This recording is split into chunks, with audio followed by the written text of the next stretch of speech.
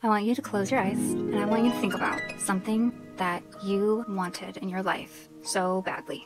A material item, something that meant so much to you to get. You had to put your own money into it, you had to wait for it, and you had to maintain it, and it was just the most amazing thing that you ever had. I want you to think about what that is in your life. Now, once you have that item in the front of your mind, and you remember how it felt to be so excited to get that, to work for that, and then you got it. Now, for the sake of this story, I want you to hold on to those emotions that you have attached to that item right now. Get them in the forefront of your brain. And now, moving forward, every time I mention this awesome vintage car that I'm going to be referring to in this story, hypothetically, as that item, okay? Any situations that I apply to it that fit in the car context, I want you to think of a context where that could fit in your story with your item. Just simultaneously, every time you hear me talk about the car, just know I'm talking about that item that meant so much to you, okay? Do we got it? All right, hold it there. Now, think about that moment when you finally got to go get that item. Feel those endorphins that were rushing through you when you were waiting for it to come in the mail, or in my case, going to the dealership to finally pick it up, take it off the lot. I did it. It's gonna be mine. It's gonna be in my hands. I can drive it whenever I want. When you already put the payment down and you sat in that car for the first time, sitting behind the wheel, start it up, put it in gear, drive it off the lot. I'm really driving it off the lot. It's mine finally. Almost a sense of so much joy that you can't even help it. You're like tearing up a little bit. You really got this thing that seemed so far away when you first had the goal, and you thought you might never find it, and how elated you feel in that moment you finally got this thing. You're so proud of yourself. You're so over the moon. This day couldn't be sweeter, right? You're driving down the side streets.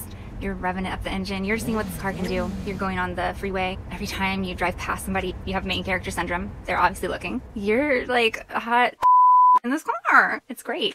Life is good. You can't stop smiling from ear to ear. You're like excited to wake up in the freaking morning like Cinderella. The birds are singing outside of your window and stuff. Not for me, not the birds. I don't do birds. And you're just enjoying the crap out of it as time goes on. It's actually even more amazing than you ever could have imagined it would be. You love this thing so much. It's so impressed you and made your life so much better to have it.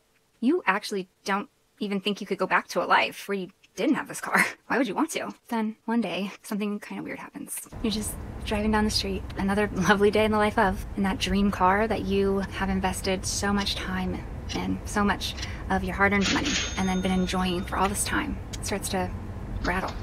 You hear a little rattling noise. You're like, oh. Then it goes away, and you're like, okay. Another day, you're just driving around, just happy again, just living the good life, loving your car, and you just get a whiff of smoke. Is that coming from my car? No, I take great care of it. I had it all checked out. I'm so good to this car that it's not my car. You smell it again. I think you see some smoke up your rearview mirror. Is that coming from my car?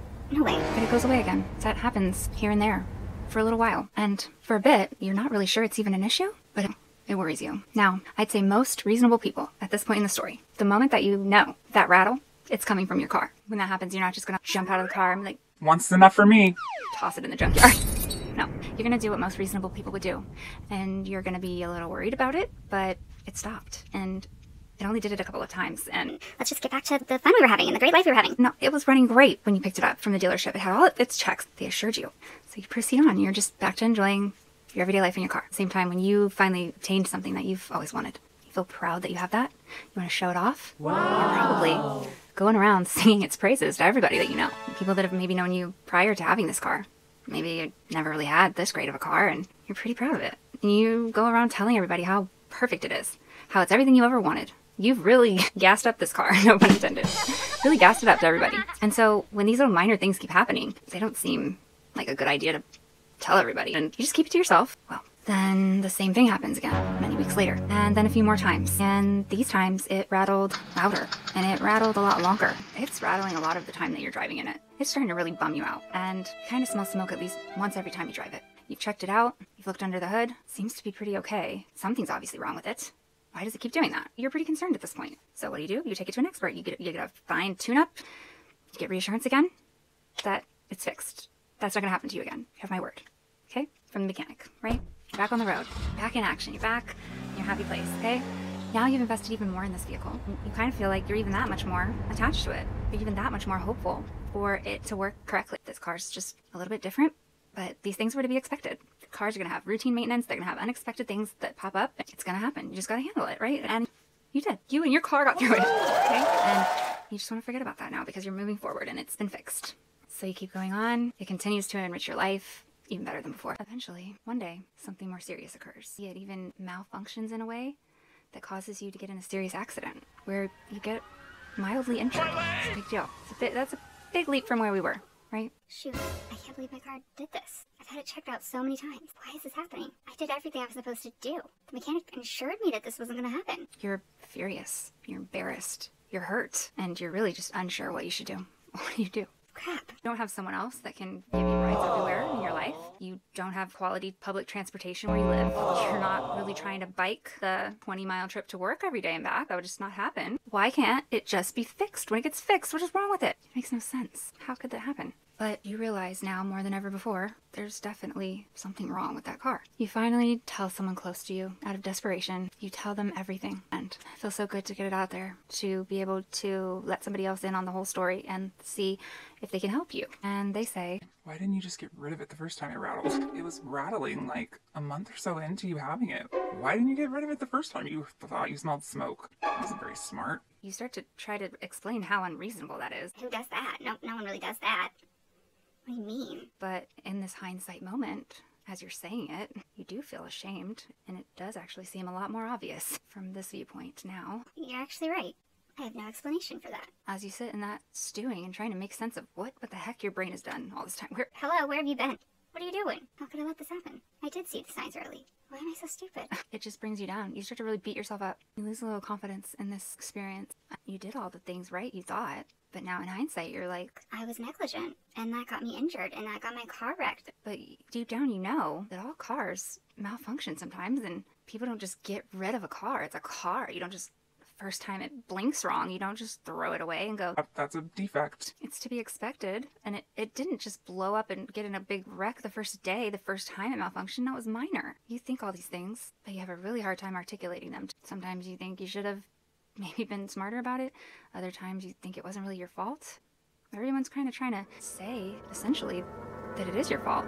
Instead of just saying the obvious, that it was a faulty car, it was a malfunctioning vehicle. They're trying to say all the time that it must have been your failure to get rid of it. You're pretty down, disappointed, but you know you gotta move forward. I want you to remember from this point on, in attachment to this item that you spoke so highly of, and now has completely pooped out on you. And as you're recovering and you heard other people's reactions to it, they're wondering why you're so dumb. That makes you feel really dumb. Think of the last time you felt really ashamed, and then apply that feeling right now. And so imagine now you don't have a ride anywhere. You can't get to your job. So what do you have to do? You have to go to your loved ones and closest friends and family members and see if somebody can help you out with a vehicle so that you don't have to drive this faulty one. Since that was your only mode of transportation, it's a need. It's something that was doing that for you until you can get a new one. Because, I mean, you invested all your money into this car, so it might be a minute. It might take a while, because you gotta build that back up. So, with all this shame, and everyone agreeing that it's pretty much your fault, you have to go to these same people and humble yourself and ask for rides. Turns out, those same people questioning why you were ignoring the things that were happening in your new car that you loved so much, that was getting you from point A to point B, they're not available to give you rides. They can't fit one more thing into their morning routine, and it's just too much for their schedule right now. And you ask everyone, and they just can't help you out. Now you're stuck. So you have no money, a car over here that you still have a lot of love for. It was your dream. But no transportation to work or prior commitments that you absolutely cannot just not be committed to. You have to get there. You have to figure it out. After racking your brains for a few days, few nights, you start to wonder, maybe it doesn't have to be this way. Maybe if I just take it to a really good mechanic, and I have them check everything, and I make sure it's some top-notch operation. Maybe if I just give it one more chance. I have to have a ride. I miss my car. I miss the times I had ride around in it in the beginning. Maybe if I just get it fixed by the right mechanic and I get a guaranteed contract with them that there's nothing that can go wrong with it. They've checked everything. So they know what happened and why that broke down like that, and they know what caused the accident, and they can reassure me, right? So you go and have that done. You get back in your baby, your car. It's running just like the first time that you ever drove it off the lot. And you're just like, thank you. Thank you. I knew you could do it. I knew it would be okay. You're back in business. It's not 100% the same, because now in the very back of your mind, even though you don't want it to be there, the past of what happened, it's there. Every time the car jolts a little when you try to hit the brake, you go into kind of a little bit of a PTSD, a little bit of a panic, and you're just on edge, and you have some great times again in the car, and it's running just fine, but you're not really the same. It's just not what it was in the beginning, but that's okay, because you love this car, and you've put so much into it, and you know what? It's fine. You're gonna love it anyway. You don't want any other car. It's gotta work right. So you just believe that it will, and you try to do your best to be a good owner of that car. You try to make sure you give it regular oil changes and really polish it up every weekend and take good care of it. You know, everyone is judging you the moment you get back in that car. Even despite your claims that the mechanic said it's just as good as new. You're trying to explain the actual dynamics of the situation and how you got here, but at the end it's like they're just letting you say your words, but they're looking at you like, this girl's delusional. This guy's delusional. you see it in their eyes, and you wonder to yourself sometimes, Am I being dumb? Am I delusional? What do you want me to do? Get rid of the car. None of you can drive me anywhere. What am I gonna do? Well, I don't know, but if I were you, I would never drive a car that did that before. I would never drive a car again if it did that to me. Okay, but what's your solution? What am I gonna do? If I get rid of it, I'm gonna lose my job. I'm gonna lose my home. What do you want me to do? It's running again. Can't you just believe in it for me and hope for the best? they say they do, you move forward, but you know that everyone's judging you for using the car again. It's not fair. So this puts even more pressure on you as you're driving down the road, and a little crick, and a little bump. You're just so worried that you're gonna end up in a situation where something bad happens, and they're gonna all be right that you were so stupid to do this again, even if you didn't have another option. But you reassure everyone, you reassure yourself, and for a few weeks the car has just proven itself to the max. It's all looking on the up and up. Thank you. Until a few weeks later, it catastrophically breaks down again. Luckily for you, this time you just kind of plummeted into a small ditch. Didn't hit anything. You're not injured. Car's banged up pretty bad. Stupid thing. What is wrong with this car? It's alright. I just keep a level head about this. It's fine. It's not that bad. Just, I can patch it up myself. No one has to know this happened. You get some passerbys to help you. You just boost the car back up out of the ditch. After a quick look under the hood, you're able to get it back up, and you're unscathed. So you decide that that's going to be your little secret. What would they think if they knew that was happening? You don't feel safe in the car anymore. There was your proof. It literally did it again. You got lucky this time. After a while, you're starting to realize that things just can't last with this car long term. It's only a matter of time, and it's just going to blow again, and it's just going to blow bigger until you're right back in that one situation, but maybe even worse. You realize the car's got to go. But in the meantime, now that you have it, you can be smart about it. So, you know you have to start saving up for a new car, so you start. You talk to your employer, you get a couple of your shifts moved to work at home. That saves you some gas money and driving time throughout the week. You just try to really cut back on any driving that's not for work, and you just start stacking the money. You start getting ready to not need this car anymore. But your car, it doesn't want you to ever not need it. I mean, it's not going to stop malfunctioning, but it doesn't want you to abandon it. It doesn't want you to pick some other car. So it just starts causing minor little tiny issues every which way that require you each time, conveniently, to spend whatever savings you were able to pile up to that point. Something's wrong with it again. And you got to keep using it until you get a new one, so you can't help it, and you have to spend the money. And your savings, anything you're able to put in there, it's just depleted immediately. Just goes right down the drain to this car. It's been a while. And this energy with this car just becomes such a big headache. It does nothing but break down on you. It's always having an issue after issue. It's not even bringing you much joy anymore. It's not even trying. It's just bringing you down. You want to get rid of it, but you can't tell anyone. You're just completely hopeless, worn out, and stuck over this thing. This is the more accurate way that abuse happens.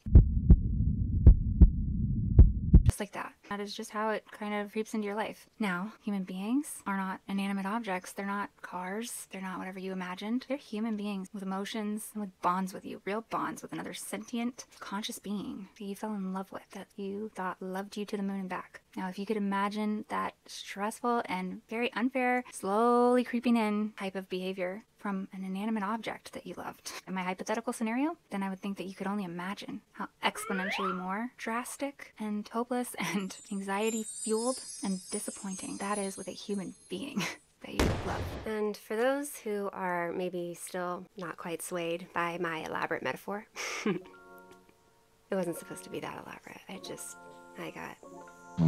I got carried away. The story, it was like I was telling a story and it made sense, whatever. Sometimes if someone gets hurt badly enough, or the repercussions, the outcomes, the consequences, the harm it inflicts is bad enough of a certain event that even if you could say the person who got hurt probably shouldn't have been doing whatever they were doing or played a role in getting themselves there, you can't really find any fault in them because you look at the outcome and you go, No one deserves that, even if they did make a few bad decisions. everything else aside. And I think that abuse sometimes gets really swept under the rug based on people thinking, Well, it's not really that severe most of the time. maybe it's just emotional abuse. I hate it. Just emotional abuse. If nothing else has given you the tools that you need to help you explain why abuse is so harmful, help someone understand why they shouldn't be victim blaming. Any of the things that I've offered in any of these episodes has not already sufficiently done that. This will be the one.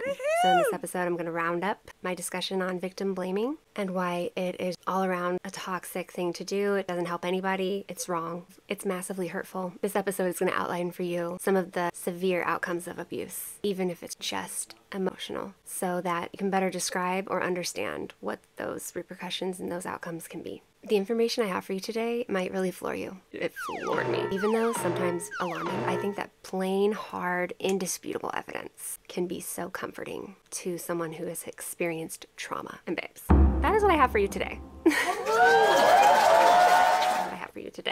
Today. Trigger warning for intimate partner violence, several types of abuse, some discussions surrounding self-harm, and unaliving oneself. So if those topics will be triggering for you, please honor your mental health and refrain from watching this episode for now. I'll catch you on the next one, okay? Let's get into it. Most are pretty familiar with the notion that during a very toxic relationship or breakup, mentions of unaliving oneself do come up often. It can be something that we see come up in a number of ways, and the way it comes up and from what position of power it comes from, what it comes up in response to, from which party, is all very important in deciphering what to make of it. Firstly, I want to say this part of the video can get very triggering, once again, surrounding unaliving. I am going to switch over to the term suicide and suicidal ideation now, because I believe I have well established my purpose with this topic is to bring awareness, and the information that I share will be with the highest of integrity when it comes to this very sensitive topic. This episode is to push for compassion, understanding, and more knowledge surrounding the topic to help reduce the rates of suicidal ideation and suicide in our communities.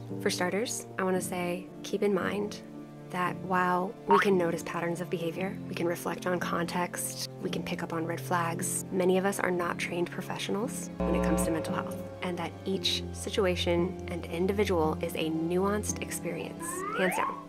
Always keep that in mind. Therefore, any drastic black and white thinking is always a bad idea. I would venture to say that confidently for pretty much anything. Black and white thinking, no. Blanketed statements, no, not good.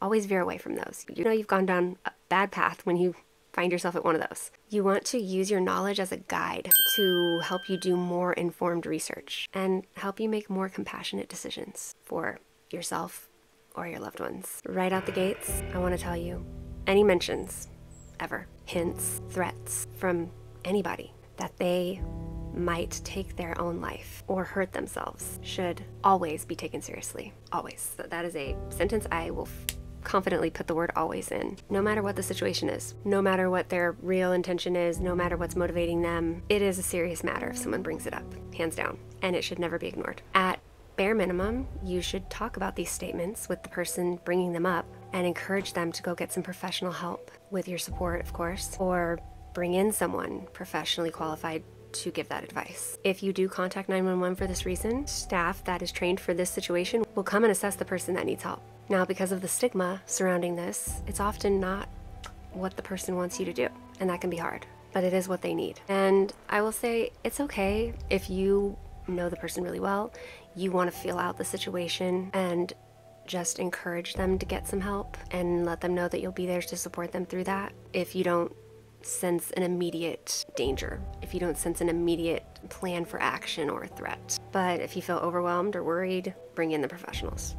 It's your best bet. It is the most caring thing to do, even if that person doesn't see it that way at the time. Nothing bad is going to happen to them unless they show significant signs that they are in danger or someone else is in danger around them. And even then, what will happen isn't necessarily even bad. It will be what's necessary to protect them from themselves or others. However, judging them, shaming them, mocking them, telling them they are trying to manipulate you by saying that, accusing them of being dramatic, or just flat out ignoring these claims are all some of the most unacceptable ways to react. No, not acceptable. Even if you don't feel responsible for that person, you do have a responsibility to report a danger. So at the very least, you should get in contact with someone that can help them if that is revealed to you. If you can't provide support or a listening ear yourself, or you don't feel like you're qualified, or you feel like the situation calls for something more dire, but to just ignore them or turn it around on them or shame them and tell them they're doing something that you assume they're doing, Not acceptable. Not a smart idea. Not something to toy with. No. I know what you might be thinking though. Even in the case that someone absolutely is trying to manipulate you by saying this. It does happen. We know.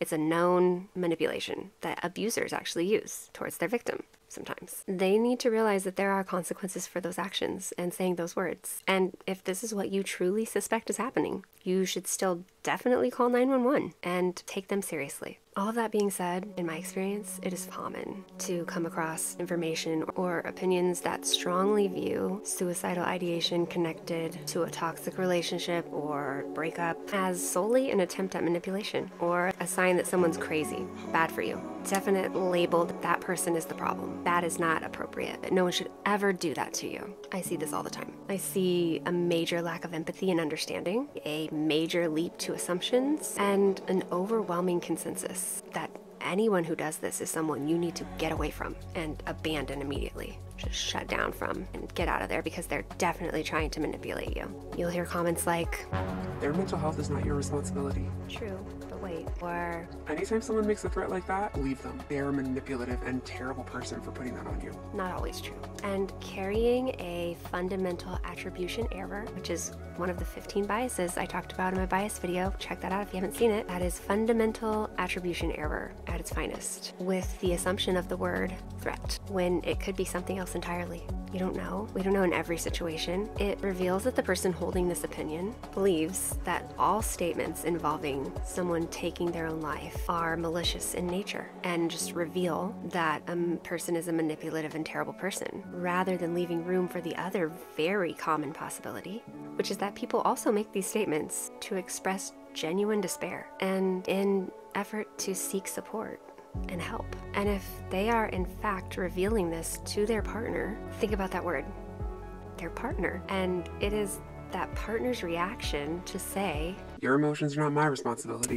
that is one very sad failure at compassion and basic decency, especially as a partner. Hello. It's also confirmation bias, and that's where the partner's pre-existing belief that such comments are inherently manipulative leads them to interpret the situation in the worst possible light. Opinions like those can lead to really harmful consequences as they fail to recognize a cry for help behind the words, potentially resulting in abandonment during a moment of deep vulnerability and desperation, rather than offering support and encouraging professional intervention. So at the end of the day, being sure about the motivation behind such statements is really not necessary for you to know what immediate action you should take. That person needs support, or that person needs to be taken out of that situation where they are weaponizing this threat against you. And that's going to happen either way if you follow this protocol. So you don't need to know why they're doing it. You don't need to know their motivation behind it. You don't need to accuse them of anything. If you suspect that, you can still call professionals to help. But if you're their partner, it's likely that you should probably offer some support, unless you have really strong evidence in the situation that they are manipulative in this way and they are just doing this to manipulate you. But I would just be very careful with that. They just said they want to hurt themselves. They want to take their own life. You need to call authorities. You need to call for some help. Either way, you can still cover all the bases by calling for some help. Now, when it comes to people who exhibit suicidal ideation and whether or not you should stay in a relationship with someone who's currently going through that, there are a few more difficult decisions to make and not such a one-size-fits-all for the answer to that. And I think that really comes down to your own intentions in the matter, your own emotions, just going with your gut sometimes and doing what you feel is most healthy for you, with that person in mind as much as possible if you love them. For some people that are on all other accounts madly in love, truly in love with this person that is suffering this way, they're going to ride it out, undoubtedly. They're going to stay by their side. They're going to take care of them. They're going to demonstrate support, love, care, concern, worry. They're going to take the time to learn about this condition because it's severe and serious, obviously. And they're going to go through those trenches with them, come hell or high water. For others who maybe do have some level of love and care for that person, but just for whatever reason cannot handle the negative impacts and the pain of that journey, they may painfully have to admit that they need to tap out, leaving the support to those whose love and devotion outweighs their discomfort. with dealing with that problem or to professionals. There's also always the possibility that the person suffering is not helping themselves and they are exhibiting behaviors that are really unhealthy and really harmful to the other person while going through this. They may not be taking on their part of the responsibility. They may not be following the steps to heal in a reasonable manner or timeline. And even though their partner does love them and may very much want to be there for them, ultimately they may come to the conclusion that is just something they cannot continue to endure for their own mental health, for their own happiness, for their own enjoyment of life, their own sanity. Maybe their partner has young children in the mix and they just feel like they can't continue to subject them to that trauma and those outbursts if they're happening like that. And then some may very well be in a situation that the person is threatening suicide as a manipulative tool to force their partner to stay with them, talk to them, do whatever they're wanting them to do. They're using it as a method of control, manipulation. And I agree. In that situation, that partner should definitely get out of that relationship after calling the proper professionals to come and help that person that's claiming that. But what about the case where someone is feeling this way as a direct result of being the long-term victim of abuse that they are enduring over and over that has brought down their spirits so severely and has weighed so heavily on them over an extended period of time that they feel so lost, empty, helpless, betrayed? They are actually beginning to feel like the only way to make all that incessant pain stop would be to end their own life.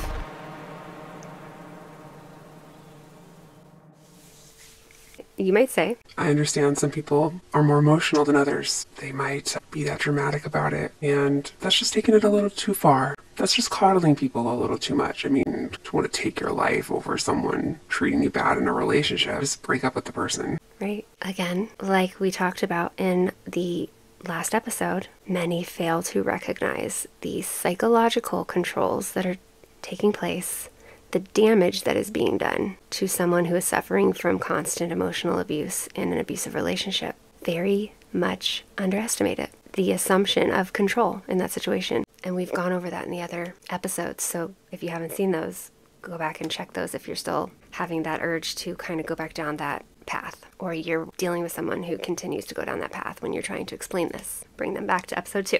Okay. Now, how common really is it that happens? How commonly does someone getting severely abused in a relationship lead to suicidal ideation? Well, that might be a question you have. That was a question I had one day.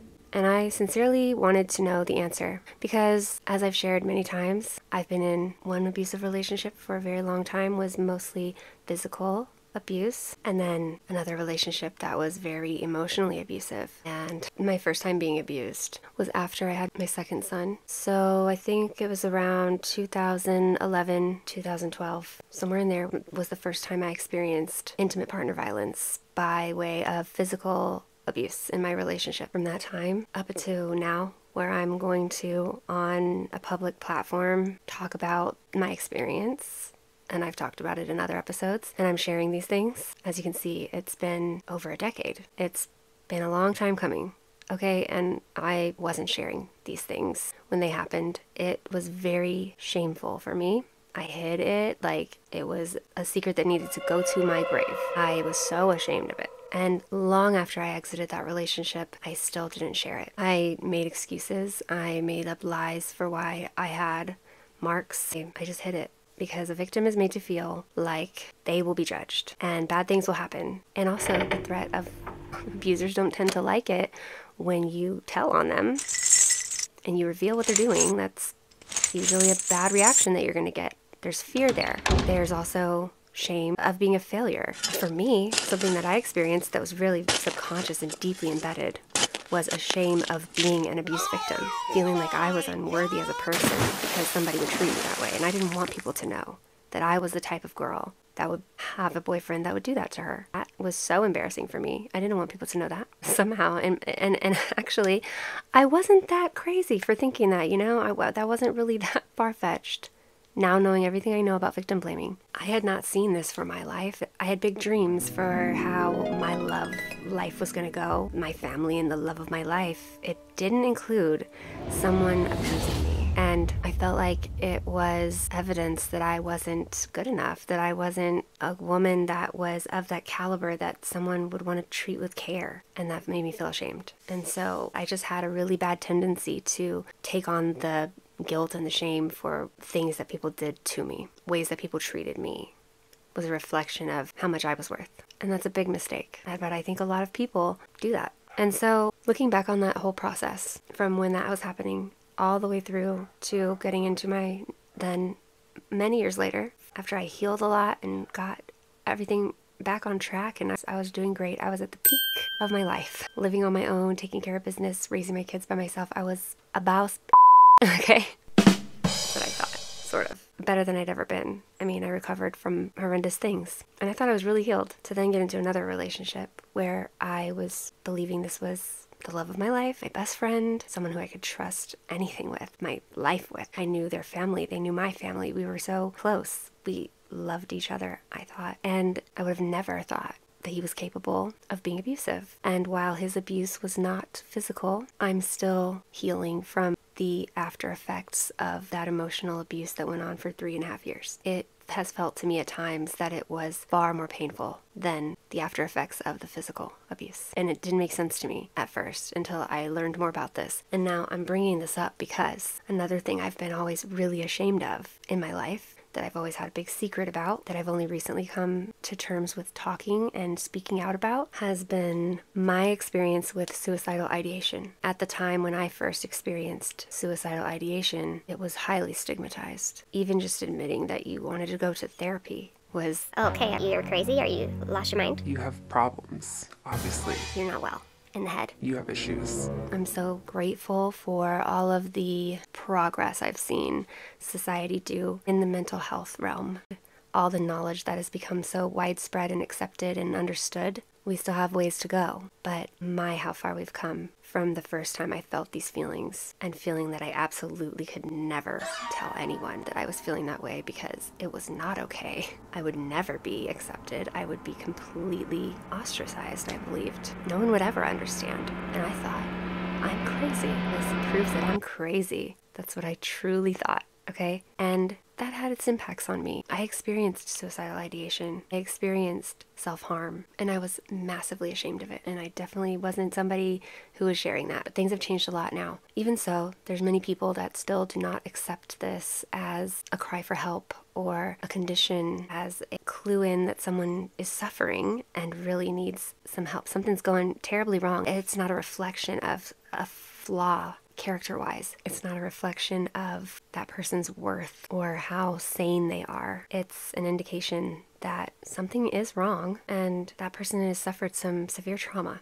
and they're not handling it too well, which is to be pretty expected. And so after I healed from that first time and I really got my depression under control and I was great at managing it, I would go through some downturns and I would need to talk to a counselor and I would need to learn strategies to pick myself up out of those times when I would feel that way. Ever since the first time, I got to a point where 10 years had gone by and I had never once thought again to myself, I just wish my life would be over. I just wish my life was done. I wish it could end. in all that time. So I thought, It was just connected to that incident. I was being abused. Severely, violently, of course. so I figured I was over that. I didn't suspect that I would ever feel that way again in my whole life. Not that low. So you can imagine my horror when I found myself 3 years or so into my relationship with someone I thought was the greatest person ever and who I trusted immensely. Had talked about marriage. We had every plan in place to spend our lives together. Yet here I am, recognizing that he is doing things to me that make me feel terrible, that are emotionally dysregulating me all over the place. I'm in the lowest low of a depression that I've not seen in 10 years, and I'm feeling out of my mind at times. I have no grip on my emotional control. I'm feeling like I can't take care of things I need to get done. I'm not myself. My weight is fluctuating. I can't sleep right. I was terrified because I knew what those symptoms were for. I knew what they were related to. They were related to a very severe level of depression. I'd been there before. I was afraid that my thoughts could go somewhere if I got low enough to where I couldn't trust myself. I couldn't believe the things that my mind would tell me, like that I'm not worth being alive. I was so afraid of that. I was like, I can't be treated so badly by a person over and over when I've tried to explain that the things you're doing to me, they are the definition of emotional abuse. You're being emotionally abusive. You have to stop because it's hurting me and I can't stay here in this relationship if you're going to continue to do it. And I couldn't get anywhere with it. And it broke my heart into a million pieces. And the letdown of all that. How unfortunate of how far I had come, how much I'd picked myself up, how hard I'd worked to finally put my heart out there again in someone's hands. My vulnerability, all of it. I gave it all. When you're being emotionally abused, you're going to be confused.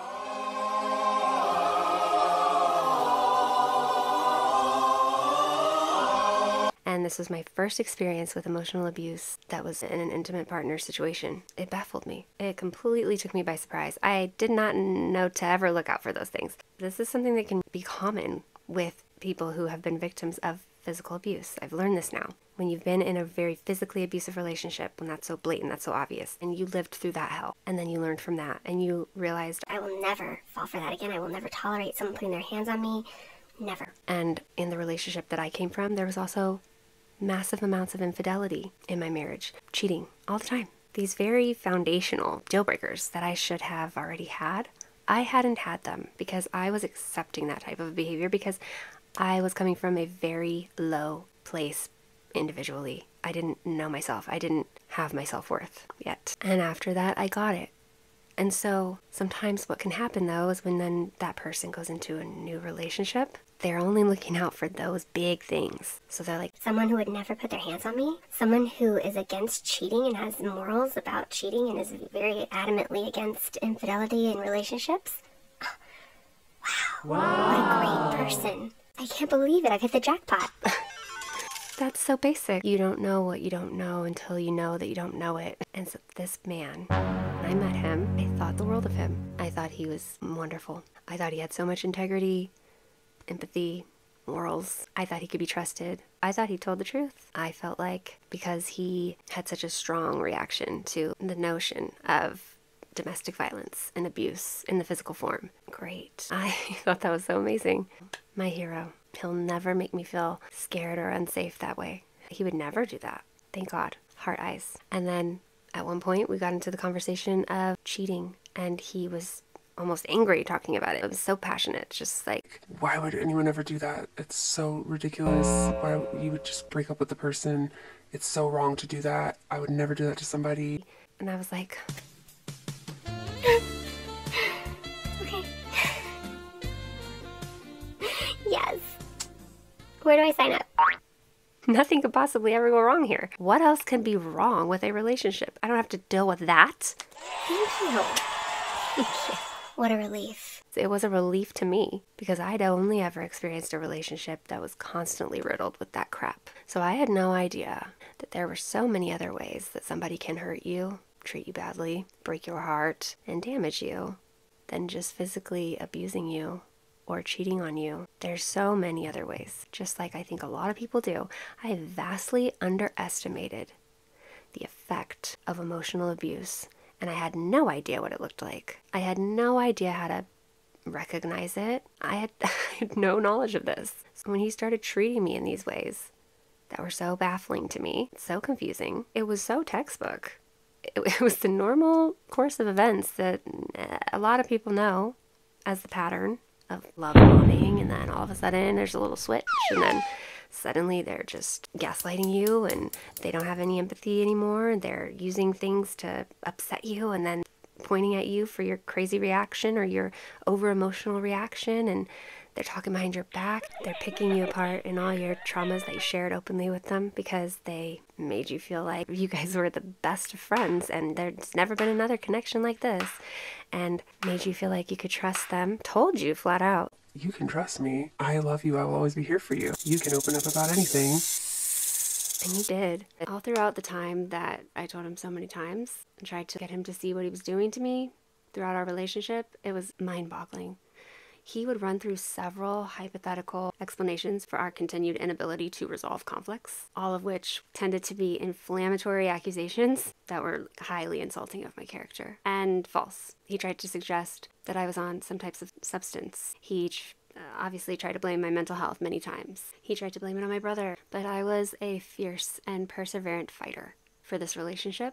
I'm telling you, I gave so much effort, clearly to my detriment, eventually. When someone uses deflection and constantly avoids situations that you bring them face to face with, accountability, you have to get a concrete grip on yourself, get your emotions in check, simplify your line of questioning, and just stick to basic deductive reasoning that no matter how anyone wants to try to deflect or discredit, it would ultimately have to make such a rudimentary false statement in such an obvious way to continue denying what the real issue is. They will basically face either sounding incompetent and silly or just blatantly disingenuous and dishonest. I was using complete facts and logic, leading to unavoidable conclusions that he had no choice at certain times other than to admit to. After an exhaustive effort, finally reach a conclusion that we agree that these factual events happened, or these things were factually said. We agree that if that is true, then the claim you are making, which I would have to repeat several times to keep him on track, is ultimately false, undeniably. And I would finally get his faint acknowledgement about this one single chain of events. A feat like that would take everything out of me, everything. So after this, I would leave it alone for a while. And there were so many issues like that that had started small and had so many dynamic parts to it and had built up over the 3 years that we were together, month after month, swept under the rug, that were just ever growing on top of each other and expanding because of how long and how many tactics he used to constantly deflect away from it and constantly put it off. That would take so much effort just to make him admit one small, minuscule little part of it. And then I'd need a huge break, and he would do. By the time it would come up again, he would already be back to blatantly stating his original false BS about it. I would lose my mind. I would become so frustrated, and often my reaction to intense frustration would be to cry, to go into tears a bit. And then that would bring its own set of criticisms and judgment on me. So even then, I started trying my best to even control that when that would happen, and just calmly remind him that we had already resolved that issue, remind him of the conversation that we had, to which he would usually smirk and brush it off and change the subject, eventually usually arriving at yet another one of my sensitive spots or another false attack on my character that he knew would rile me up. Essentially just one of the other many issues we had with the same dynamic. The patience it would take to pick apart every last issue in this way to eliminate all of them was nearly impossible. Simple math would lead you to understand that would take the rest of your life. That's how ridiculous it had gotten. And meanwhile, he's steady bringing old ones back in at any given moment. He wasn't retaining the info. And I started to believe that he was just eventually appeasing me and then not really meaning it. Once he realized, I think, that he wasn't getting away with his BS and that he was being very easily proven false when he gave time for the issue to actually be aired, he just began to have less and less time to allow for any sort of conversations with me. He made a rule about no texting about any issues like that, which, I mean, I think is a pretty healthy rule in normal situations, but then he made little to no time to discuss it in person. So in the evenings, he would continuously, I'm telling you, for 2 entire years I lived with him, and even before that, continuously claim that he had a rough day at work every single day and just wanted to relax. And I was very understanding of this. I was wildly patient, I'm telling you, and too understanding, to be honest. I was always willing to let him put me on the back burner, just ask that he please be cognizant of that and get back around to me and show me that I matter. But as I was waiting patiently to address these issues, they were not slowing nor stopping. So he was continuously jabbing at me every day, criticizing me every day, emotionally withholding from me every day, making up reasons to be mad at me, setting me up for failure, talking behind my back, and picking at me at things that we'd had millions of conversations about that he knew were not fair and would start a fight. And just the treatment was not slowing, but I had to wait patiently to, discuss the issues.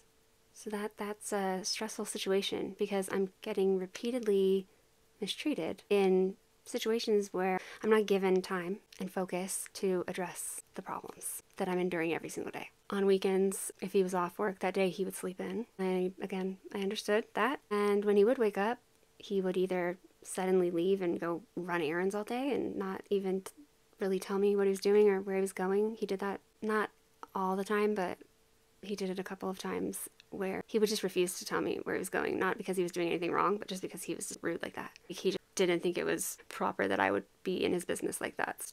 I would be like, "Are you leaving?" And he would just be like, Yeah, I'm gonna go run some errands. he'd just be purposefully vague. That's a red flag. Don't let people do that to you. If you're in a relationship, if they're purposefully leaving out information that's just not even necessary, just to piss you off or make you wonder, miss me with all of that. Miss me with all of that. When he would stay home, he would always, all year long, it didn't matter what season it was, always watching sports. He would be watching sports. That's what he did.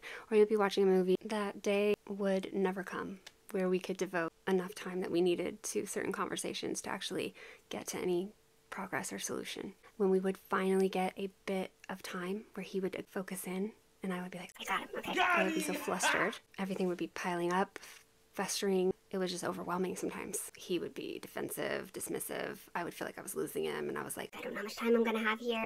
it would be so filled with anxiety operating that way. He would revert to old narratives. I had to tackle all those down. We were just like set back a million steps because of how long we had waited since the last conversation. He would upset me, then claim he needed to go to bed. His friends would pop up unannounced, and he would hang out in the garage. So the big garage door would be partially open. People would just pop in all the time, evenings and weekends. Any time. It could happen at any time. He had many just casual friends, and they would just come by and just expect to hang out. And I don't know if they were texting him prior. He claimed they weren't, that they would just show up. So I would be there patiently waiting for weeks, months, just to get some focus time to chat. Sometimes it would just be, we wouldn't even be talking about the problems. This would happen when I finally got a chance to just hang out with him, just us, to like spend time in our relationship. And like 10 minutes into it, someone would pop their head under the garage door and he would be like, come on in. And just welcome it right in. It didn't matter if I was in the middle of a sentence. It didn't matter. And then they would stay for hours or however long they wanted to. And I was never rude about this. I was never rude. I was always very polite, very welcoming, very pleasant, and treated them like any other guest. But I would bring it up to him later. There was one time where I was so excited. He had the day off, and we were going to watch a movie together. And I was so freaking thrilled. Okay, and that's sad. I'm like disappointed with myself right now. But yeah, we got the movie going. We were about 10 to 15 minutes into it, and what do you know?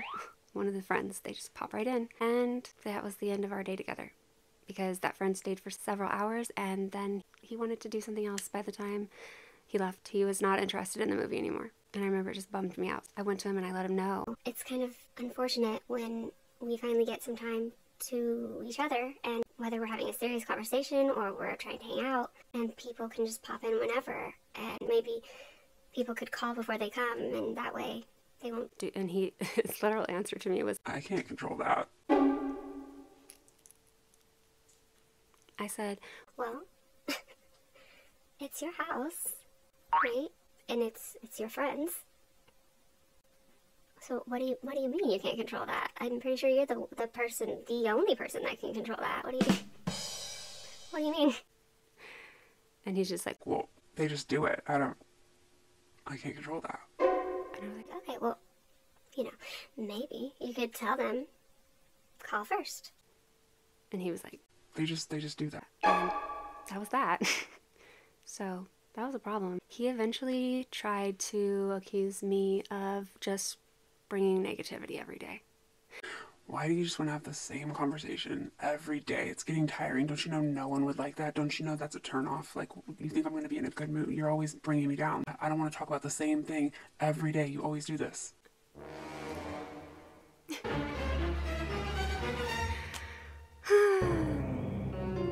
I would explain that, I clearly don't enjoy that, no. And that we don't talk about the same thing every day. What we do is we talk about how we still need to talk about that thing that we haven't talked about for months. And we talk about all the reasons you can't talk about it. and we never talk about it. So then it has to get brought up again. But if you wanted to make sure that could stop, we could just talk about it and fix it and get it out of the way. But for months now, nearly a freaking year or more, you have just found a way to successfully absolutely never talk about it. That's why it's still even a thing. But he couldn't agree to that. He just continued to claim that I was just very negative and I wanted to continue to bring the same problem to him. He even told this to a therapist one time, and and she was like, Well, have you guys resolved that issue? and he's just like, Well, I don't want negativity every day. and she's like, Well, yes. You have to just address the problem head on, and then it'll be done with. and he's just like, I don't want negativity every day. I don't want negativity every day either, my friend. He didn't get that though. He didn't mind the negativity though that he was inspiring when he started all the problems. Cutting down my character, disrespecting me, throwing jabs at me, and making me the butt of every joke. He didn't mind that negativity. His silent treatments, stonewalling, all of that. That was fine, but me wanting to address those things. Stop bringing me negativity. Stop it. He had made me wait a really long time. He had said something was going on at work. There was always something.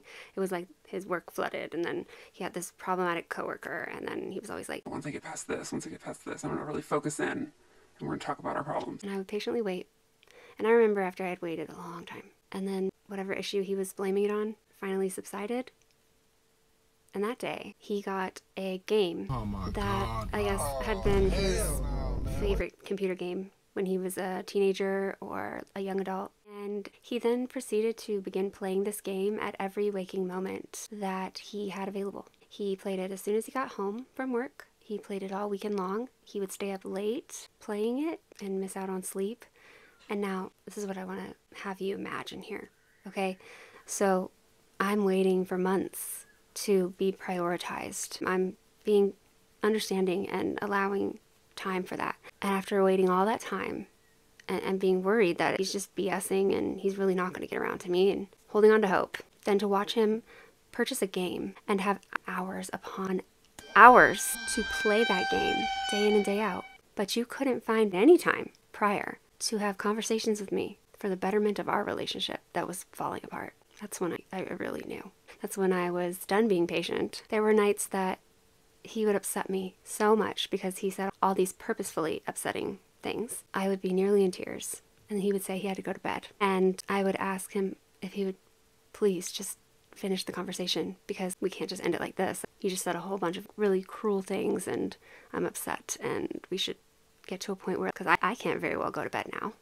Very upset. So I would ask him, and he would just adamantly, I have work. I don't think you understand. and then he would go to bed, and he didn't really care. He would just leave me like that. And it would be early sometimes, 11, 10 something, 11 something. He immediately got this game. Suddenly, he was playing this game till 2 and 3 in the morning. It was baffling.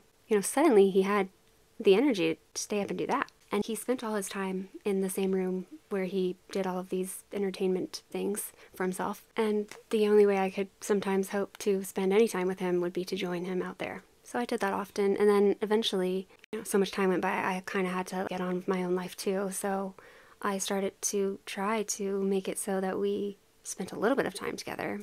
I would work on some of my projects out there where he was. And I would try to multitask and have some conversations with him, maybe in passing and in that context. And sometimes it would be really difficult to get his attention, and it was not obviously focused time, but it was what I was kind of settling for many months throughout that time, waiting for the perfect time that he was going to focus on our relationship. And then when he got this game, he became completely unable to focus on anything else. So even if I was in the room, if I spoke to him, he literally couldn't hear my voice. He had me blocked out. I couldn't even speak to him. So not only was he not giving me even the minuscule amount of side attention that he had been giving me before, he was absolutely spending hours upon hours with his entire focus on a video game. But he says that I am the one that did not want to do anything to mend the relationship. That's the story that he changed it to long after the breakup, was that I didn't put in the effort. It's just blatant lies. That's just a lie. That's just a lie. And it sucked. So what do you think happened next? Just that was the end of it. I got out of there, and that means like I went and got help and I healed and everything was great, right? I had a glow up, clearly. Wow. And then it was right as rain, just like, right?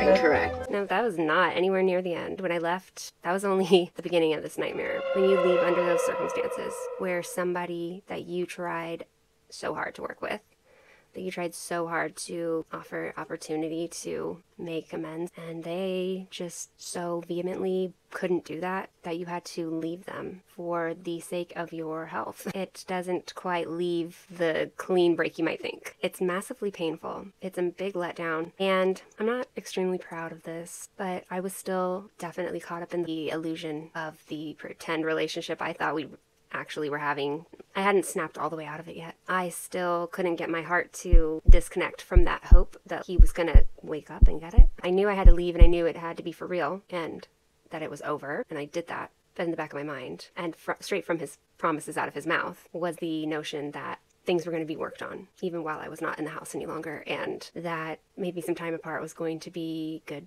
for the situation and that things would turn around. I was feeling so lost and so low. I had lost such a big chunk of myself during that time period that I tried to stick it out. I had tried to keep a brave face and show that I'm standing up for myself, show that I wasn't waiting around on that.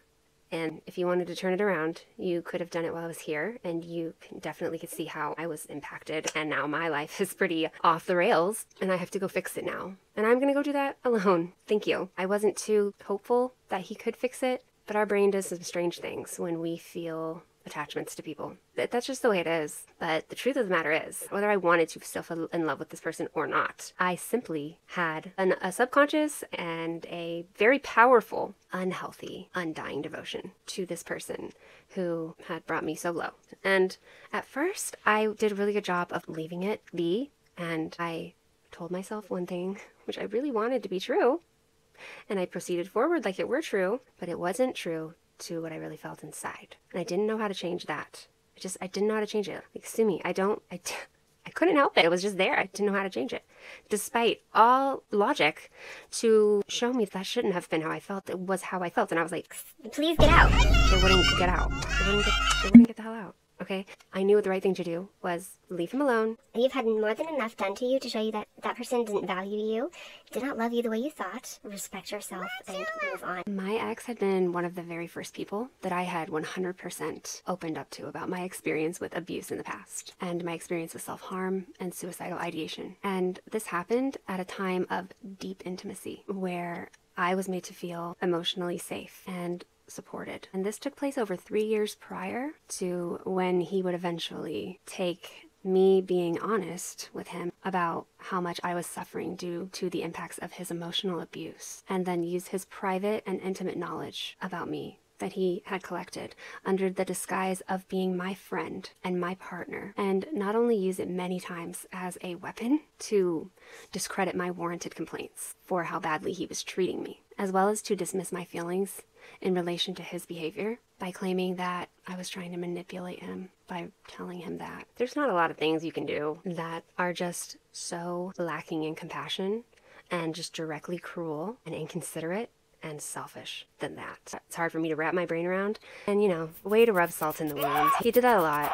He did a lot of rubbing salt in my wounds once I left. So it got a lot worse, and I can't help what my heart was feeling. I had every reason to absolutely not want this person anywhere near me, not want to talk to them anymore, but my heart didn't know that yet, and I was hurt. I was clearly just very dumbfounded at all of this. After a lot of time goes by and he's just continuing to fill my head with these notions of, We're gonna get together and talk about it. I'm not okay at this time. I'm dealing with these weird feelings, a mixture of missing him, but also being so angry at him, trying to get over him, trying to figure out how to detach and think about myself. I'm sinking deeper and deeper into having thoughts of How am I ever gonna feel better? I feel so terrible. I stopped going outside. I couldn't leave my house. I didn't want to be around people. I didn't trust anyone. I was so shell-shocked. I was so messed up. I was messed up, y'all. I was messed up. Long story short, in my time of weakness, I couldn't help, even though he's the one that hurt me, even though I'm the one that left him, even though he just treated me so nearly unforgivably badly, such hurtful ways that have had lasting effects on me, I still battled with the part of me that missed him. And that's hard for me to admit. That makes me feel a lot of shame, and I'm working that out. And it's okay if you feel those things sometimes. It's okay that when somebody abuses you and treats you badly that you loved, that your feelings and emotions and your natural ability to love is just all mixed up with those painful feelings and the protection of yourself and all of that. I mean, it's very natural that you're going to be confused and dysregulated, and it's natural that you still feel love for them and you miss them, because you're not the one that was fraudulent in their life. You're not the one that was putting on this play of love and devotion and care when really it was all selfishness. You're the one that was in love, and yeah, someone treated you bad, but that same person was the person that you were in love with. That doesn't just go away so easily, even long after you've left them. And I made the mistake of breaking down and showing him how I was truly feeling and being authentic with him and telling him that I was feeling so low. People who care about people and don't treat people like commodities and benefits to them and just utilize them for their selfish gain. You just tend to believe that if you show that person how you're feeling, that the natural thing that's going to happen is they're going to care about that. I mean, obviously, if you're going to share your feelings with someone, you're hurting and you're hoping that they're going to care about that. That's basic, right? One day, particularly, it was Super Bowl Sunday. He was at a Super Bowl party, and this man told me, "This is really bringing down my day. I'm trying to enjoy the Super Bowl, and I can't even do that because you keep telling me these things. I'm not responsible for this. Like, that's not my problem. And that's not right for you to do that. And then he threw out some suggestion of like, Maybe this is why you don't have very many friends." and I had friends, and they were much more empathetic, every last one of them, than he was ever. So that was not true. But hey, you know, when you present something like that to someone who's had struggles with making friends in their youth, and that's a core wound for them, and they never really feel like they fit in, and, you know, was a past people pleaser, always trying to make sure that they're liked and loved and trying to give their best to people so that they will be accepted and included. This is all stuff from my past that he knows about me. And you say that to someone after they just told you that they are at their lowest of low and that they are really struggling. They're having trouble finding the motivation to keep going, and that everything that's happened has really just really hurt them in a way that they can barely describe in words, that is really needing some support. Get that shit out of here and stop it, because you're so wrong for continuing to tell me these things that inconvenience me. Especially when I am busy at it's the Super Bowl. Ma'am, how selfish of you. This is probably why you don't have friends. Stop trying to put this on me. You're just continuously bringing me down, and it's really getting tough. It's really having an effect on me. I promise you, that was having no type of effect on him. The effect it was having on him was guilt and inconvenience. Because to a person like this, your struggles are always an inconvenience. They're very inconvenient because they're not their struggles and they don't have anything to do with them, period. I can't think of somebody, like, if someone ever treats you like that, if someone takes your low moments and use that opportunity to just, like, swiftly kick you, like, and, like, that's when you hear the Mortal Kombat finish him sound, and they just, like, do their fatality move on you in that moment. Like, they used a cheat code. And don't talk to that person ever again. If that wouldn't have happened to me directly, that would give me secondhand embarrassment to see somebody behave in that manner. Like, ew. Tell me you are the most vapid human being there is in existence without saying that. Like, that was certainly an eye-opening moment for me. There should have been many before that, but that was definitely not a lot of places to go from there. You can't say better that you don't care a single ounce about, not that you just don't want to be with me anymore, or maybe you're not in love with me anymore, or you need some space, or none of that. No, you don't care a single droplet about my life. About my life. You don't care about my life. Yeah, he took me out. He took me out with that one. Okay, so all of that to say, that really got to me. And before I could process that fully, that was a massive character flaw in him, clearly. I internalized a lot of those things that he said, and I racked my brain with them for the following year and a half, and at times really let that take me right down to that dark place again, and just, it really beat me up. He loved to tell me that I was not normal. This isn't normal. You need help. Go get your mental health checked out. Says the person that for 3.5 years has been emotionally abusive towards me and extremely rude and cruel to me at times, and quite literally orchestrated this precise outcome. You know, the problem caused problems, and then the problem is telling you, that's your problem. It was really sweet. It was really great. He would say this when I would be crying because he was being horrific to me. Crying. I'm not like sobbing. I'm not screaming. I'm not falling all over the place. I'm not, I'm crying. I had very good reason to be upset. But it doesn't matter, because that is the thing about verbal abuse, emotional abuse, is that it plays into your subconscious mind because it's repetitively said to you. And that's why gaslighting is harmful, and that's why constant criticism is harmful, because your brain will take that information and go, we're hearing this a lot. We should probably evaluate it might be true. So I beat myself up, and I just stopped my life for a while, for a long time. I really sunk into a dark place within myself and isolated away from everything for a really long time. And I just mulled over all that stuff, all the way that was all making me feel. It really took my life away from me for quite a long time, and I don't have it back yet. Not even close.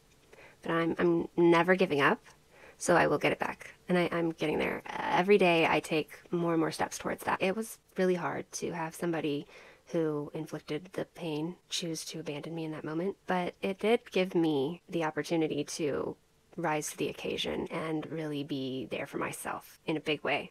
Because I was forced. I literally was left with no other option. And so I wasn't happy about it at first. I was real mad at myself, and I was very rejecting of myself, and I was beating myself up. But eventually I had to roll over within and go, all right, it's just me and you. Let's figure this out. And so I came to a point where I stopped looking at and beating myself up over the fact that I had gone back to that dark place, that I was like, I thought that was a thing of my past. I thought that was only linked to the younger me that didn't know enough, and like my prefrontal cortex wasn't done forming, and I had like all these reasons. I was in that physically abusive relationship, and that was the old girl. That was the old me that like I had healed from and left behind. Like, that would never happen again. I can talk about that now, 10 years later, because I'm nowhere near that person. That could never happen to me again. And then it freaking happened, and I was so deeply angry and ashamed of that. How could that happen? I was just like so upset to have to accept that was able to happen to me again, that I really started thinking those things again, that I was experiencing suicidal ideation again. I decided to get logical about it and try to learn something. I started trying to approach it from a mindset of, why did that happen to me? What is related here, and why did I feel like that again? Why was I in that vulnerable state? Why was there an opportunity for a man like that to be able to reject me in a moment that I was so vulnerable like that and make me feel so shamed to where I don't think I have any worth anymore? I was determined to figure it out. When he said to me, this isn't normal. You need to figure this out. Well, is this normal? Let's explore the word normal. What does normal mean? Let's see if he's right, okay? Normal has actually 3 different meanings. Definition number 1, the most common definition of normal, is normative, ideal, regular, standard, what you would expect, average, statistical, okay? So it just means it's the regularly occurring outcome. Definition number 2 of normal would be of nothing remarkable, nothing to be alarmed over, not out of the ordinary, not abnormal. So that would be like someone saying, that's normal. There's nothing to get upset about. It's normal to feel that way. Don't worry about it. You don't even need to pay attention to that. It's normal, okay? So like if somebody's having a lot of anxiety before a big test the next day and they're just like, that's not normal for me to feel this way. And then someone said, no, it's very normal. You shouldn't be alarmed at that. Doesn't mean there's anything wrong with you. And then last means just free from disease, a disorder or an illness or infection. That would be like a strictly medical term for normal. It would be like when you're doing like a brain scan and you're like, this is the example of a normal brain scan that has no diseases. And this is the example of an abnormal brain scan where there is a disease. Okay, we can automatically throw out number 3 because it doesn't really apply here. We're not in the medical field. We're not looking at scans. We're not looking at medical data.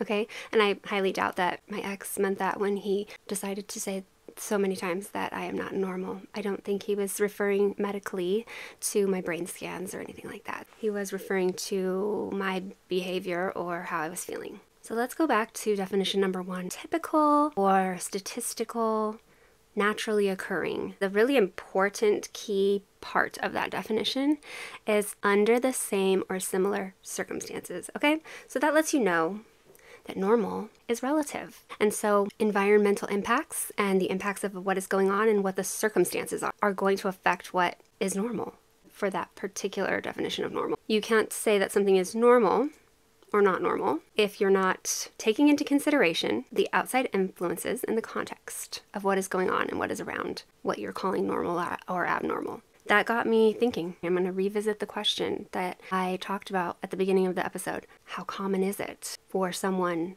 who was being abused to experience suicidal ideation? And I wondered, are there any studies on this?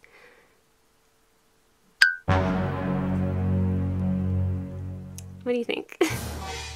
What do you think? This was an amazing day for me, and I will tell you the exact date that this happened. It was a Saturday, I know that. It was Saturday, May 25th of 2024, this year, that I started researching this, and I found this article, this study, and it brought me to tears. I was acting not normal again. Oh no. No, I actually was brought to such an overwhelming joy from this discovery. I'll try to put into words what it meant to me. I mean, to have something in the format of a scholarly source, a study that is based on factual evidence, collected data done by people in the field that are professionals, that have the ability to publish an article that is deemed a scholarly article. That means that it can be utilized by university students. It is qualified as credible evidence to support any issues or arguments that you are bringing forward, that you are trying to state your claim about. It's hard, cold facts. It's not up for debate. The facts are the facts.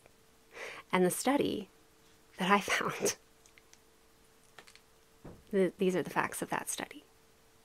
In regards to the times of my life, specifically, that I look back and I examine where I was experiencing suicidal ideation. It always followed a severe depression that was onset by what the article refers to and what I've been referring to throughout this entire series, these last two, now third episode, as intimate partner violence. And that's what this article is about, okay? It defines intimate partner violence, as I told you in previous episodes, which is any of the 3 types of abuse. It specifically in this article only identifies 3 types. We know there's a few others. But in this article, it defines intimate partner violence as either physical abuse, emotional abuse, or psychological, or sexual abuse. As I spoke about in previous videos, even if you don't believe emotional abuse to be violence, it is, by definition, in connection to this article. They are defining emotional abuse as a domestic violence that is definitely a part of intimate partner violence, a strong part. Very impactful, very dangerous, okay? So I looked at my incident from over a decade ago. What was happening at that time? I was experiencing intimate partner violence, absolutely. It was physical abuse. I was attacked multiple times physically. And then I examined the time that I was experiencing suicidal ideation in my most recent relationship. And lo and behold, as we've talked about in depth now, I was experiencing emotional abuse. So I was experiencing intimate partner violence. And then as an outcome, I experienced suicidal ideation. All right, so let's take a look at the article. The development of suicide risk among young adults is critical to understand, as it is the leading cause of death within that population. And that is from the Centers for Disease Control and Prevention, 2013, okay? That's the CDC, y'all, okay? Try arguing with that one. Try arguing with that one. All right, an estimated 2.9 million young adults experience suicidal ideation in the United States annually, and approximately 500,000 young adults attempt suicide each year. Okay, those are just some numbers there. Some very large numbers, objectively, I'd say. Factors that may contribute to suicidal ideation within this population are particularly important to identify, as such thoughts precede suicidal attempts and deaths, and are amenable to prevention and intervention efforts. They can identify the factors that can lead the way to them finding a way to lower the rate of that suicidal ideation, therefore lowering the rate of suicide amongst that population. That's what it's saying. So it's like, if we find out what's causing it, then we can make this happen less often. Okay. It goes on to say, stable and healthy relationships, such as romantic relationships, are strong, targetable protective factors for suicidal ideation. Studies examining relationship factors associated with suicide risk have highlighted victimization by intimate partner violence, IPV, defined as physical and or emotional abuse within couples as a correlate of suicidal ideation.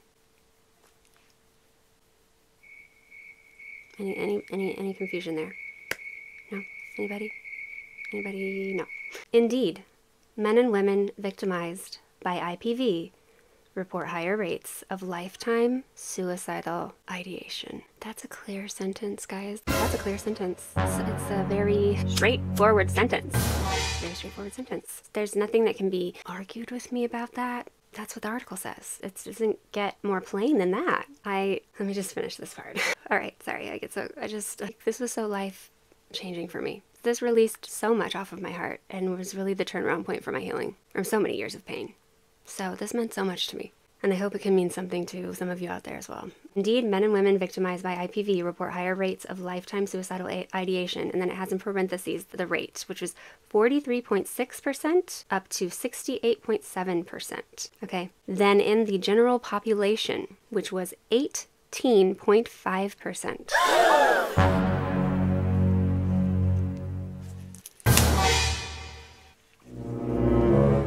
Guys, that is a statistic. That is a number. That is a percentage and a leap and just a statistic that no one can ignore. No one can ignore it. No one can ignore. And then the way it lined up this next sentence, as though it was just like delivered to me from the universe, like, hey, Just in case, like, he wants to try to blame your depression, and he wants to just act like, How can you account for if it's your depression or what, here you go. it was just ready. It was like it knew. It says, furthermore, the association between IPV and suicidal ideation has remained, while accounting for the influence of depressive symptoms, one of the most robust correlates of suicidal ideation. Guys, we got him. Ladies and gentlemen, we got him. I'm not kidding. I cried. I sobbed. I was like, I knew it. and people shouldn't live their lives waiting for validation. But come on. This person wrecked my soul. They mistreated me for no reason. They mistreated me while I loved them. It hurt me bad. And then they watched how that hurt me and how that affected my life in such a terrible way. And then they turned that around to try to make me out to be crazy. They pointed at me and made a mockery of me and tried to ruin my reputation, and it was their actions that had this impact on me. And then I find an article, a scholarly article. And this isn't a rare find. There are actually hordes of articles and studies that report the same or similar findings. Come to find out, this is a well-known and accepted fact within the field. It's not some new discovery that I've made the way it seemed to me. I simply didn't know, due to all the shaming and the ways I was misled to believe that something was actually wrong with me by somebody who claimed to love and care about me, who was just mistreating me and then trying to make it seem like it was because something was wrong with me. Backs that up strongly. And so the way this ties back into victim blaming is that I think we have an overwhelming amount of evidence at this point that it is silly, unintelligent, and rude to blame victims for the abuse that is inflicted upon them. And that the underlying issue, if you're feeling the urge to blame a victim, it's in you. But the article was not done cooking, okay? It was not done cooking, guys, okay? Let me tell you what else it says. I experienced physical abuse first, and then went on to think I was in a very healthy relationship where I didn't see it coming, and I experienced loads of emotional abuse without realizing it for a long time. And I couldn't understand why that hurt me so much deeper than the first time, and why I struggled so much harder this time to get past it. Well, let's read. Of the forms of IPV, emotional abuse is more strongly associated with suicidal ideation than physical assault. Another very straightforward sentence right there. Yeah. Let's continue. Emotional abuse involves denigration, defined as degradation and humiliation. Hostile withdrawal, defined as removing emotional contact intentionally to harm the partner. and or coercive control. Example, intimidation, dominance, defined as behaviors that elicit fear and compliance, and isolation, defined as restricting partners' social connections, turning people against them, making them feel alone. So interesting. And one more thing. Closer scrutiny of these studies revealed that it is coercive control, in particular, that drives the association between emotional abuse and suicidal ideation. Coercive control involves claiming relational power through demands. So then I applied the information. What did he say again? He said so many times to me, This is not normal. It's not normal for adults to act this way. You need to get some help. It's not normal. So let's go back to the definition. Typical under the same or similar circumstances. Average or statistical. Well, I'd say that 68.7%, which is more than half, I'd say that's pretty freaking normal. Shots fired! Shots fired! Sorry, bro. I'd say that's extremely normal. It seems like it's a little less normal that you would experience intimate partner violence and not fall victim to suicidal ideation as a result. So, seems really normal. Definition number 2, regular, of nothing remarkable, nothing to be alarmed by, not a big deal. This one can be taken 2 ways. It could be like when people minimize what you're going through. Like you are telling them that you're experiencing these thoughts and people are just like, That's not a big deal. It's just, people just say that. so in that sense, I would say this is not normal. It's not normal to feel this way. You shouldn't just accept it. You shouldn't just be like, That's okay. so in that sense, if that's what he meant, appreciate that then. Thank you. You're right. It's not normal. It's not normal to feel that way. And it's not acceptable. It's wrong for anyone to ever push someone to that low of a low and have them feeling that way. On the flip side of how you can take that definition is like, it's nothing out of the ordinary, could be tied back to the first definition.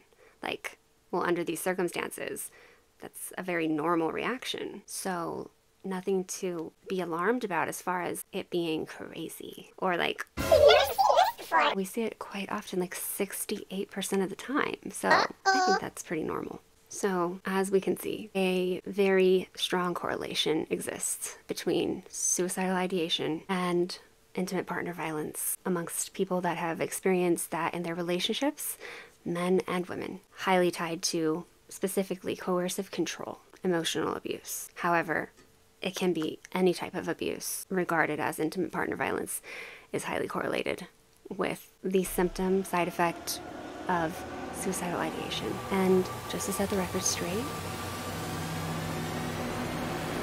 it's very normal.